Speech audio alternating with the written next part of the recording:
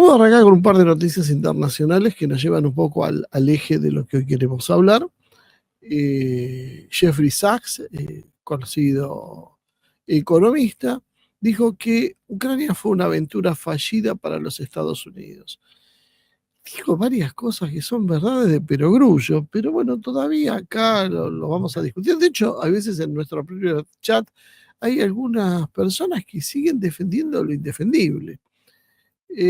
Sachs dice que Rusia está ganando la guerra y que desde el inicio era evidente que Ucrania no podía competir ni en armas ni en recursos humanos con Rusia.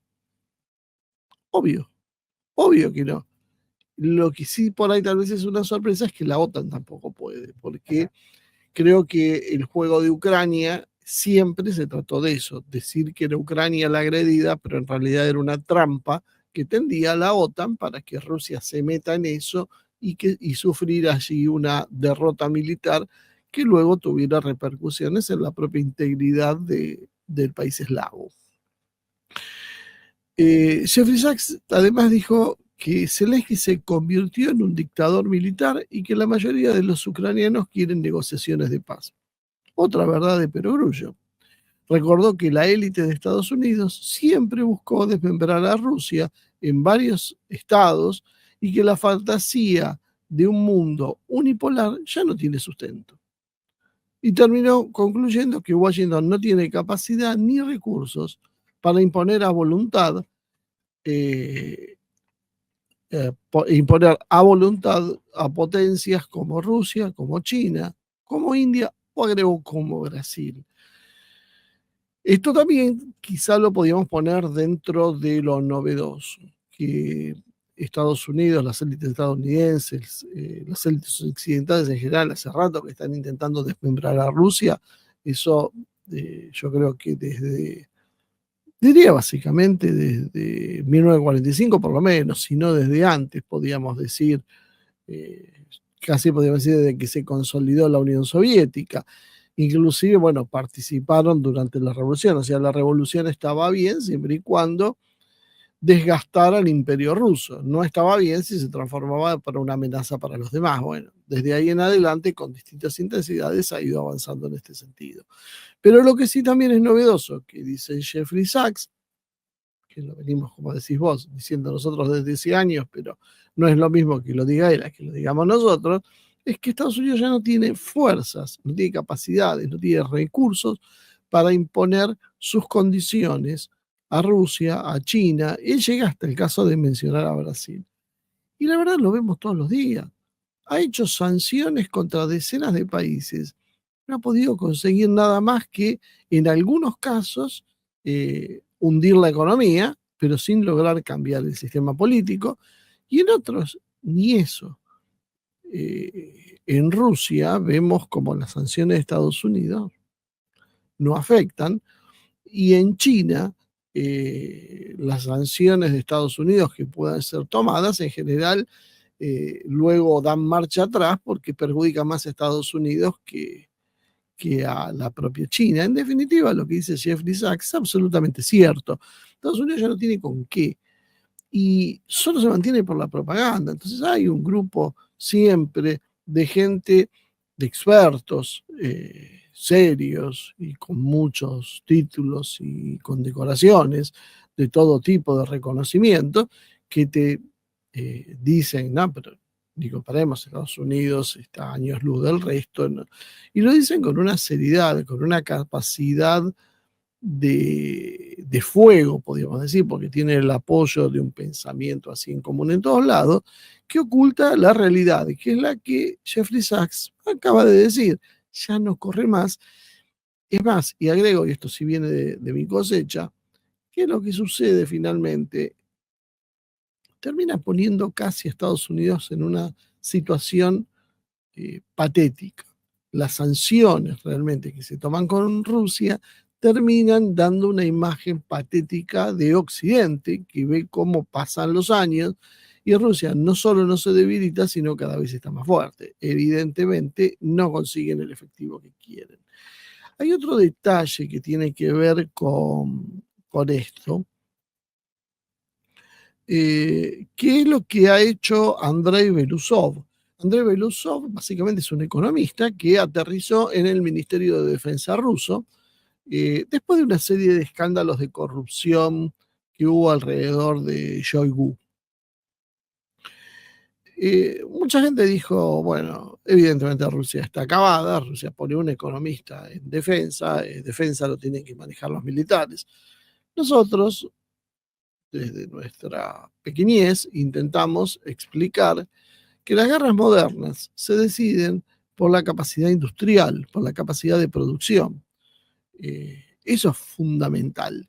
Y que la idea de poner a alguien como Belousov era básicamente para conseguir desarrollar la industria de defensa rusa de una manera que los militares no lograban hacer. Belousov está especializado en precisamente esos aconteceres, como el de multiplicar y maximizar los sistemas de producción. Y lo pusieron para eso.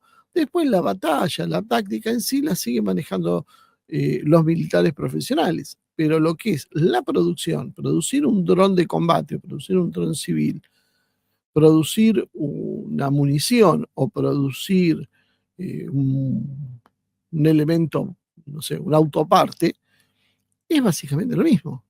Lo que varía es la utilización, para qué se usan las cosas. Y bueno, evidentemente, aquellos que han sido los más hábiles para desarrollar la industria y conseguir mejores prestaciones, mejor capacidad de producción, mejores precios, evidentemente son los que están mejor parados para una guerra de ese tipo. Por eso siempre les digo, cuidado con China, porque evidentemente China es la gran productora del mundo y si fabrican lavarropas, pueden fabricar otro tipo de productos que sean bélicos. No todos requieren una tecnología muy especializada. Y yo puedo tener un caza de quinta, casi ya orillando la sexta generación, que puede tener prestaciones extraordinarias y ser un as de espada en una batalla. Sin embargo, eso es absolutamente insuficiente para ganar una guerra. Para una operación relámpago y para filmar películas está todo muy lindo, pero después no se gana con eso, excepto que sean armas nucleares. Ahí entramos en otra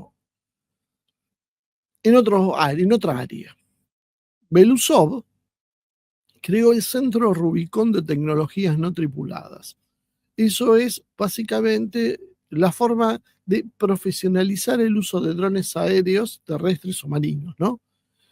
Eh, Rusia cuando entró a la guerra, hace 3 años atrás, Rusia carecía de una buena industria de drones, de hecho tenía muy pocos desarrollos y ellos mismos los primeros meses se dieron cuenta que estaban muy por debajo de Occidente. Bueno, esto cambió. ¿Y cambió por qué? Precisamente por el trabajo que hizo Belousov. En menos de un año, las unidades de Rubicon destruyeron más de 400 equipos enemigos y 800 posiciones en Kursk, Belgorod y Donetsk. La eficacia es tan alta que los voluntarios ucranianos hablan de la necesidad de crear una especie de anti-Rubicon. Tanto es así que este año se piensa que se va a complementar la formación de una nueva rama militar que serían las tropas de sistemas no tripulados. Acuérdense que Rusia tiene las fuerzas aeroespaciales, que no es solo la fuerza aérea. Y ahora estamos hablando de las tropas de sistemas no tripulados. Es decir, esto es algo desconocido en la guerra. Nunca existieron tropas de sistemas no tripulados. Esto es algo novedoso, fruto de la tecnología. Por eso yo insisto en que el mundo que estamos empezando a vivir no tiene mucho que ver con el mundo anterior. Está revolucionando todo, están cambiando las formas de hacer básicamente todo. Entonces, quien más rápido lo entiende saca una ventaja sobre el resto. Y Rusia lo entiende hasta tal punto que genera una nueva rama más militar que le da esa potestad de generar más capacidades militares desde el punto de vista del desarrollo industrial. Y esto es lo que ha sorprendido de alguna manera a Occidente y lleva a Jeffrey Sachs a que concluya algo que es obvio. Y esto vino de la mano con otra noticia que también ha pasado desapercibida, pero que dice que Washington detuvo temporalmente el suministro de armamento clave a Kiev. Misiles para sistemas Patriot, cohetes guiados GMLRS para los sistemas HIMARS, misiles antitanques Hellfire y proyectiles de artillería son algunos de los elementos que el Pentágono decidió ya no enviar a Ucrania. ¿Cuánto tiempo? No lo sabemos, pero evidentemente, al revés de lo que la prensa nos decía, al revés de lo que el sentido común que se había instalado en la sociedad nos decía, Trump no iba a incrementar la capacidad militar de Estados Unidos en la guerra con Ucrania. Muchísima gente insistiendo con este tema, porque la propaganda, esto se llama guerra psicológica, la guerra psicológica, generalmente diseñada, diagramada en Londres, es muy buena y te lleva a pensar esto, te lleva a generar confusiones, peleas, discusiones, desavenencias que les permiten a ellos sacar trabajo. No es otra cosa que eso es lo que ha sucedido. Y el Pentágono dijo que la decisión se debe a la escasez en sus propios arsenales, priorizando la reposición de reservas estratégicas y las necesidades del ejército estadounidense. Y esto, claro, tiene dos lecturas. Una, podemos decir, bueno, Estados Unidos se prepara para la guerra, por eso tiene que dejar de vender armas a Ucrania. La otra es Estados Unidos quemó buena parte de sus reservas estratégicas y reponerla le lleva años y además considera que la guerra de Ucrania es una guerra perdida que ya no tiene interés, por lo tanto, ¿por qué seguir invirtiendo armas en esa guerra? Parece que esto llega a pesar de lo que dijo Trump, que Ucrania iba a recibir armas estadounidenses que iba a pagar Europa. Parece que el problema, cuando uno empieza a leer entre líneas, es no solo quién paga las armas, sino que simplemente se están vendiendo existencias que no existen.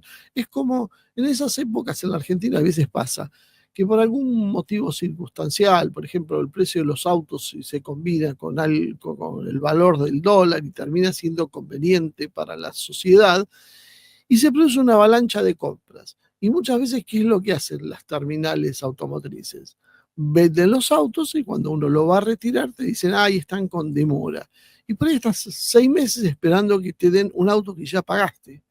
¿Por qué? Porque sobrevendieron. Porque no tenían en existencia y había que fabricar lo que te iban a vender. Bueno, parece que ese es el problemita que empieza a tener Estados Unidos. Es un éxito de ventas Trump, es un éxito hasta tal punto que está sobrevendiendo las exigencias y está debilitando inclusive su propia capacidad. Pero también no olvidemos que esto se conoce después de darnos cuenta que la posición de Trump ha sido definitivamente hostil con Zelensky, pese, vuelvo a insistir, a toda la propaganda en el sentido de decir, bueno, Trump se pelea con Putin, Trump se pelea con Putin. Desde que Trump asumió o antes, la prensa está buscando siempre una razón para decir que Trump se va a pelear con Putin y que las situaciones están mal y que las relaciones están tensas. Y la verdad es que en algún momento uno duda, digo, bueno, toda esta gente tan bien intencionada, tan bien informada, debe saber lo que está haciendo. Pero claro, después va pasando el tiempo, te vas dando cuenta que eso no es así. Te vas dando cuenta que te están exagerando simplemente las cosas. Y esto tiene que ver, como decíamos, con la guerra psicológica, que después mucha gente termina comprando con buena fe. Esto, por supuesto, afecta a la capacidad defensiva de Ucrania, que ya estaba debilitada con Rusia, así que imagínense si todavía no van recibiendo este tipo de arma, bueno, la situación es desesperante y, por supuesto, va a elevar la presión sobre Zelensky, que, bueno, se hace mucho el cocorito con el apoyo europeo, rechaza el plan de paz que planteó Putin y Trump, y bueno, la respuesta de Trump es, ok, arreglate solo, que te den las armas tus amigos. Hay un problema. tus amigos son europeos y ellos compran armas estadounidenses, fabrican muy poco propio y de ninguna manera pueden estar en condiciones de sostener esta guerra. No solo Trump los deja solos, sino que además hasta les está retaseando el envío de material militar. Es un tema a considerar porque una cosa, vuelvo a insistir, son las declaraciones y otra cosa muy distinta son los hechos concretos. Y esto, sumado a lo que veníamos hablando, marca un giro básicamente. Occidente, por lo menos el occidente estadounidense, en manos de Trump, empieza a recortar el apoyo militar a Ucrania y Rusia termina por entonces acelerar en el campo de batalla, dado que Rusia, por ejemplo, tiene proyectos como el del Rubicon y sus drones que habíamos mencionado anteriormente. A todo esto, ¿quién está a contramano de la historia? Bueno, la Unión Europea acaba de decir que entregó ya en el 2025 9.000 millones de euros en préstamos a Kiev, garantizado con las ganancias de los activos congelados del Banco Central de Rusia. Bruselas asegura que son préstamos, pero Moscú denuncian en realidad, lo que parece ser obvio, que es una expropiación ilegal que mina la confianza del sistema financiero occidental. Y no lo dicen solo los rusos. Expertos occidentales de todo tipo advierten, ya hace rato que lo vienen advirtiendo, que este presidente pone en riesgo la seguridad de las reservas internacionales y acelera la creación de sistemas financieros alternativos fuera de Occidente. ¿Por qué? Es muy simple. Porque si yo tengo muchísimo dinero, sobre todo cuando tiene que ver con la política, pero inclusive siendo un multimillonario, punto, que vivo en un país X, si Estados Unidos tiene problemas con ese país X, a mí simplemente me pueden poner una lista negra y decomisarme los bienes. Entonces, ¿qué garantías de seguridad tiene esa gente? Bueno, si no tiene garantías de seguridad, lo más probable es que no ponga su dinero dentro del sistema occidental, y eso es lo que están logrando Estados Unidos y la Unión Europea, sobre todo esta última ahora con su insistencia, está en su ceguera por detener el curso de la victoria rusa, como dice Jeffrey Sachs, en su ceguera no se dan cuenta que se están disparando en sus propios pies. Y a todo esto apareció Lavrov también causando algunas polémicas, pero me parece que son interesantes de ver. ¿Qué dijo Lavrov? Lavrov dijo: Rusia no busca territorio, sino proteger a los rusos. Dijo que Rusia no necesita tierras, ya que el territorio es el más grande del planeta. Bueno, creo que en eso coincidimos. Que sea el más grande del planeta, sí, convengamos que tampoco es algo que garantiza que entonces no quieren más tierra. Pero lo interesante es que Rusia con esto demuestra que su objetivo es proteger a los rusoparlantes que viven en Ucrania, garantizar los derechos culturales e históricos y eliminar las amenazas militares de la frontera. Aprovechó para decir que Ucrania puede seguir existiendo, pero debe dejar salir a la gente de las regiones que elijan unirse a Rusia. ¿Qué es en realidad lo que dice Zelensky cuando lo ponemos, Lavrov, cuando ponemos abajo de la lupa? No es una mera contradicción o una especie de debilidad. Es todo lo contrario. Lavrov dice, nosotros necesitamos tierras, nosotros lo hacemos por la gente. Y esto lo contrasta con Occidente, que dice, nosotros queremos tierras raras, nosotros necesitamos las tierras raras que tienen los ucranianos y los mandamos a luchar por ellas. Con esto busca equiparar el discurso que durante mucho tiempo Occidente mantuvo: los ucranianos luchan por la libertad. Siempre vieron que las fuerzas occidentales son las que luchan por la democracia y la libertad, y el resto son fuerzas dictatoriales que buscan la oscuridad. Bueno, de esta manera Lavrov lo que empieza a tratar de emparejar esa balanza. Por supuesto no tiene los medios que tiene Occidente, los medios de comunicación, pero al menos empieza a mostrarle a mucha gente, bueno, piensen, si tenemos 17 millones de kilómetros cuadrados, ¿para qué queremos a Ucrania? Lo único que queremos es que los ucranianos que son de origen ruso puedan vivir de acuerdo a su historia. Bueno, ahora si esos ucranianos deciden vivir dentro de Rusia y consideran que su tierra es parte de Rusia, o sea, está diciendo lo mismo que se estaba planteando hasta ahora, pero de otra manera, de una forma amigable.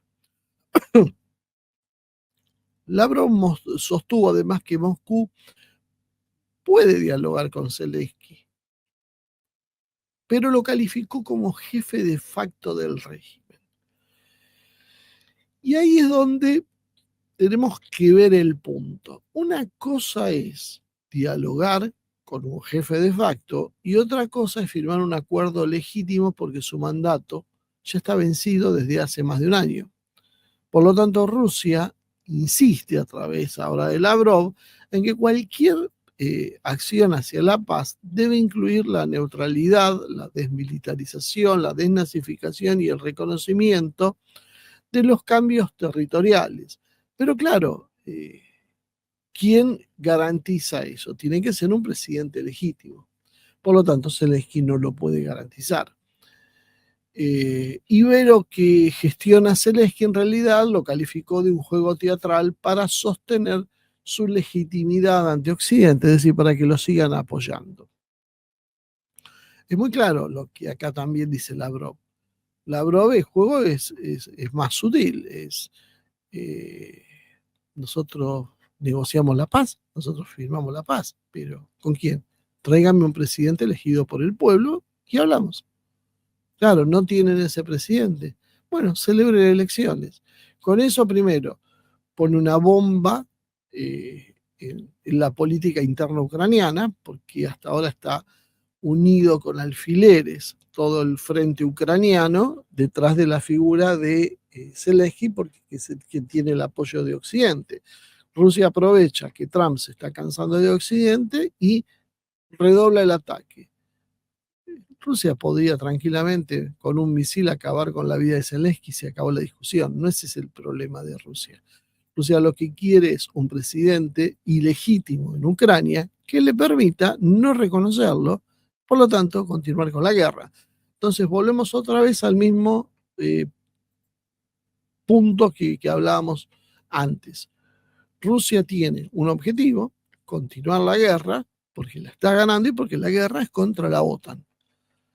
Pero juega un juego distinto, juega un juego donde yo no soy el victimario, yo soy la víctima. Yo me piden que haga la paz. Muy bien, vamos a hacer la paz. Eso sí, si vamos a hacer la paz, quiero del otro lado alguien que pueda firmar la paz.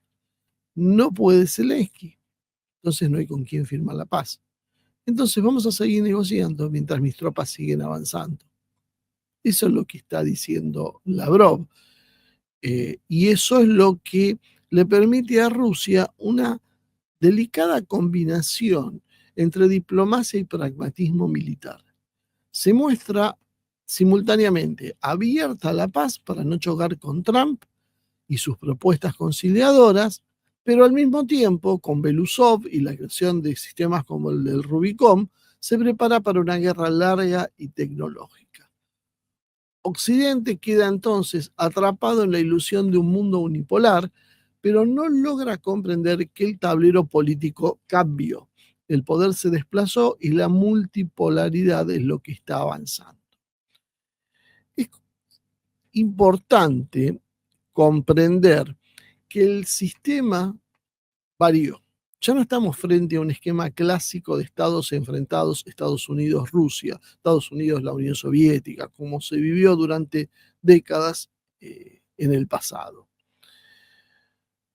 Estamos ante un choque interno dentro de Occidente que se proyecta sobre el propio sistema internacional, que podríamos ejemplificarlo de esta manera. Por un lado, hay una fractura dentro de los Estados Unidos, los demócratas, más el establishment republicano tradicional, que se alinean con la Unión Europea y el Reino Unido, y socios menores, Japón y demás, para defender el sistema globalista, financiero y militarista, con la OTAN como centro neurálgico de esa fuerza, ¿no? Lo que hasta ahora era Occidente, el Occidente colectivo. Hay otra ala, que es Trump, más el apoyo de MAGA, el ala tradicionalista, que tiene sus ecos, por supuesto, en muchos países, no es solo en Estados Unidos, no es Milei en la Argentina parte de esto, donde se habla de sostener una postura soberanista, aislacionista y transaccional. Sobre todo soberanista, sobre todo aislacionista dentro de los Estados Unidos. En otros lugares no es tan aislacionista, pero sí es de estados fuertes que marquen reglas. Están más cerca hoy de negociar con Moscú que de sostener indefinidamente a Kiev. Ambos sectores, el globalista inicial que habíamos dicho y el soberanista, tienen subsectores. No son todos iguales, no es un bloque homogéneo. Hay halcones, hay radicales y hay otros más moderados. Entonces están los dos bandos y hay gente que fluctúa en el medio, para un lado, para el otro, tibiamente, que parecen contradicirse, pero no es que se contradicen, sino que están viendo dónde da mejor el sol. Y por otro lado, después tenés los vértices extremos que traccionan y piden más radicalidad en lo que se está haciendo. Esa fractura también está en Rusia, donde las élites más globalistas van de la mano con los liberales y son los que en los años 90 buscaron integrarse con Occidente y mantienen peso en algunos sectores claves. Todavía yo diría que en la economía rusa todavía hay sectores de este tipo. Y yo diría que en parte del aparato exterior de Rusia también hay sectores liberales. Hay veces hay sectores que no, cuando uno ve el accionar de la diplomacia rusa sobre el terreno, en los puntos calientes hay una visión, pero en los lugares más periféricos es como están medios abandonados a la buena de Dios y ese abandono a la buena de Dios hace que muchos de esos sectores más alineados con el globalismo, más pro-occidentales, estén yaciendo debajo de lo que sería una especie de estética rusa, donde oficialmente son todos súper prorrusos, pero en la realidad cuando uno mira muy finamente lo que hacen, tiene algunas dudas. El bloque soberanista patriótico, por un lado, se acerca a Putin, está consolidado en realidad con Putin, y apuesta a un Estado fuerte, a una economía mixta y a la multipolaridad como eje de gobierno internacional. Y también estos sectores cuentan, como decíamos, con subsectores más radicales y moderados. Otro actor en juego, alineado con el sector globalista, democrático, que son los demócratas de Estados Unidos, y lo que decíamos del establishment tradicional republicano, es el de Londres y Bruselas, que actúan como los bastiones radicales del atlantismo globalista. Son más intransigentes normalmente que Washington en muchos casos, como por ejemplo con la confiscación de los activos rusos o con el apoyo a Zelensky, son mucho más intransigentes sin ninguna duda hoy que Washington. Washington tiene un poco de portación de historia en esta historia, pero Bruselas y Londres en realidad son los que verdaderamente mueven los hilos para este tipo de acciones de agresión contra Rusia y sin embargo lo hacen desde un semi-anonimato. Muy rara vez, no sé, una manifestación política va en contra de Londres o de Bruselas, normalmente va en contra de Washington.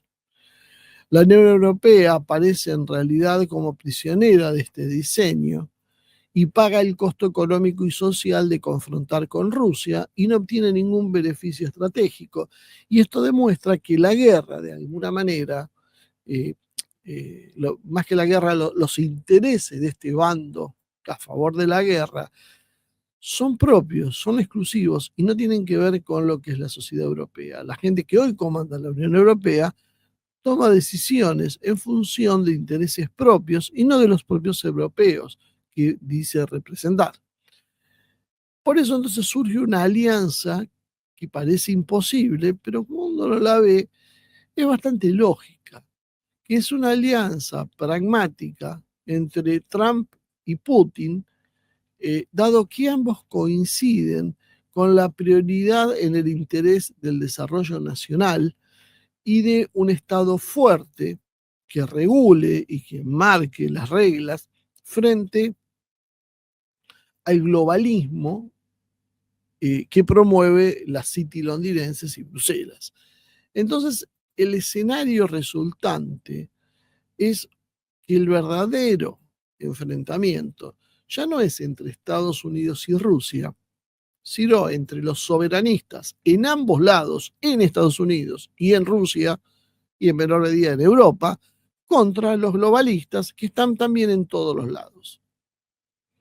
No es una diferencia exacta entre naciones, sino es entre modelos. En algunas naciones un sector predomina sobre el otro y entonces parece ser una división entre dos países, por ejemplo, Alemania a favor de los globalistas contra Rusia a favor de los soberanistas. Pero la realidad es que tampoco es toda Alemania. Por ejemplo, la AfD se sentaría a negociar, por lo menos por lo que dicen, con Rusia y quiere salir de esa guerra.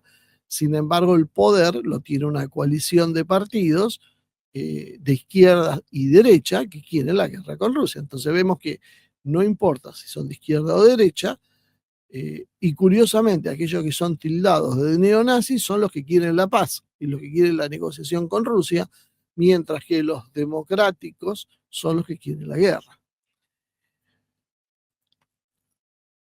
Si Trump consolida su poder en Estados Unidos y Rusia mantiene su línea actual, lo que emerge entonces no es una guerra entre naciones clásicas, sino un choque entre modelos civilizatorios. El globalismo financiero y atlantista, la Unión Europea, el Reino Unido, demócratas, burócratas internacionales versus los soberanistas populares. Entre ellos está Trump, está Putin, está buena parte de los BRICS, buena parte, no todos, sectores nacionalistas europeos, etcétera. Por ejemplo, y hay mucha gente que le causa escozor escuchar esto, pero es claro, Lula es parte de los globalistas, no es parte de los aislacionistas.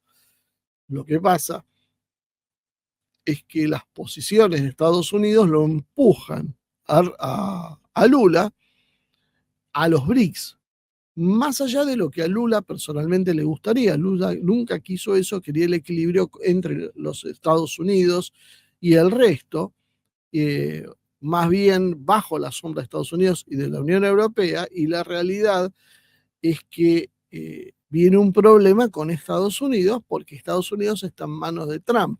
Y acá a nadie le importa la democracia o los derechos humanos, todo eso es sanata para la tribuna. La realidad es que los alineamientos políticos cambian. Entonces, cuando digo parte de los BRICS, me refiero a eso. Hay sectores de los BRICS que están mayoritariamente alineados con el globalismo y otros no tanto. Y no deberían asombrarse tanto porque la Argentina no entró a los BRICS simplemente porque a Mondino y a Milei le parecieron que no tenían nada para ofrecerle a un país como la Argentina. Obviando el sinsentido de tamaña estupidez, la realidad es que la Argentina podía haber entrado en los BRICS. ¿Y la Argentina implica que era una nación soberanista sin entrar en los BRICS? No, todos sabemos. Podíamos haber entrado en los BRICS teniendo a Milei o a Macri al comando de la nación. Hay naciones que están partidas en esta disputa. Homogéneamente, casi podríamos decir que China, por ejemplo. China podemos decir que gran parte, la inmensa mayoría de su clase política y empresarial están alineados detrás de los intereses de China. Por eso China puede jugar un partido donde se presenta como globalista, pero en realidad no lo es, porque el modelo chino es de un Estado fuerte y de un Estado donde la política manda por encima de la economía. Los empresarios son exitosos, pueden vivir bien, pueden hacer mucha plata, los van a aplaudir, los van a felicitar, pero no mandan en China. Esa es la diferencia y es la razón por la cual China no puede encajar en el modelo globalista de Londres y Bruselas. Pero al ser también tan fuerte y cohesionada, tiene la posibilidad de coquetear y sacar ventajas con ambos modelos, porque total, no hay un compromiso interno, no hay tensiones que pongan en riesgo nada dentro de China. La, la realidad entonces es que la cuestión de Ucrania entonces no es una guerra en sí misma, no es una guerra territorial, sino básicamente es un capítulo, una batalla en una guerra mucho mayor que es por el orden mundial. Lo que se está jugando hoy es un cambio de reglas a nivel mundial, donde una de las batallas es Ucrania, probablemente una de las más importantes, excepto que la locura se siga apoderando de los sectores globalistas y escalen esto y aparezca un conflicto mayor al de Ucrania.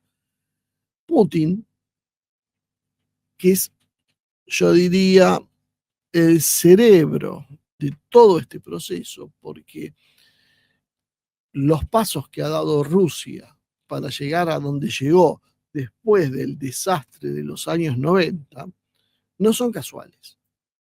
Esto no es, se dieron circunstancias y por suerte, vaya uno a saber qué pasó ahí, aterrizó Putin y después fue cambiando. No, no, esto es fruto de una planificación, probablemente parte del aparato soviético que vio el desastre que traía el liberalismo, pergenió este plan, porque no es Putin, es un gran sector del poder ruso que quiere este modelo.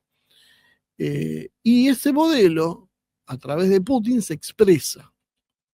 Hay sectores más duros, como sabemos, hay sectores más blandos, pero el elegido, la cara visible, es Putin, que es un tipo equilibrado, calculador, frío, y esto no es un demérito, sino más bien es lo contrario, es un elogio.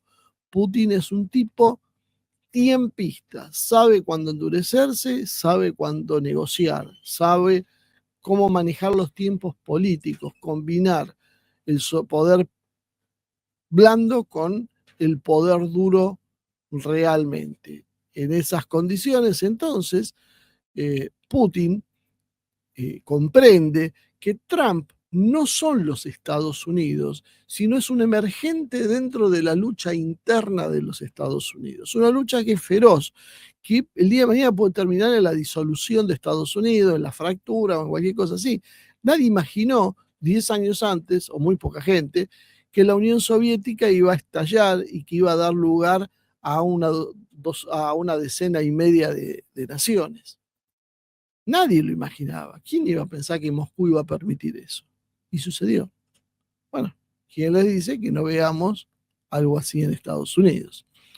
La realidad es que se divide o no Estados Unidos, la lucha existe, eso es visible, la conocemos todos, y Putin sabe que coincide con intereses coyunturales con Trump, como frenar la guerra, limitar la agenda globalista, por ejemplo, ¿no? Pero no puede apostar toda esa carta porque sabe también que Trump es vulnerable al sistema. Ya lo sacaron del poder en el 2020 mediante una operación política, mediática y judicial. Hoy sigue con causas judiciales, resistencia al establishment, un estado profundo que nunca lo aceptó y un balazo que le lastimó parte de su oreja. Entonces, ¿cuándo podés confiar en que esa persona, aún no dándose vuelta nunca, aún siendo un héroe, va a poder sostenerse en el poder? En cualquier momento, el aparato del Deep State lo puede considerar demasiado peligroso y sacárselo. con 1000 formas distintas, desde un accidente, un asesinato, una enfermedad, hasta un proceso judicial, un impeachment. Puede haber múltiples formas de sacárselo de encima. Entonces, ¿cuánto puede confiar Putin su suerte a una figura así como Trump? La política estadounidense es básicamente muy, muy volátil.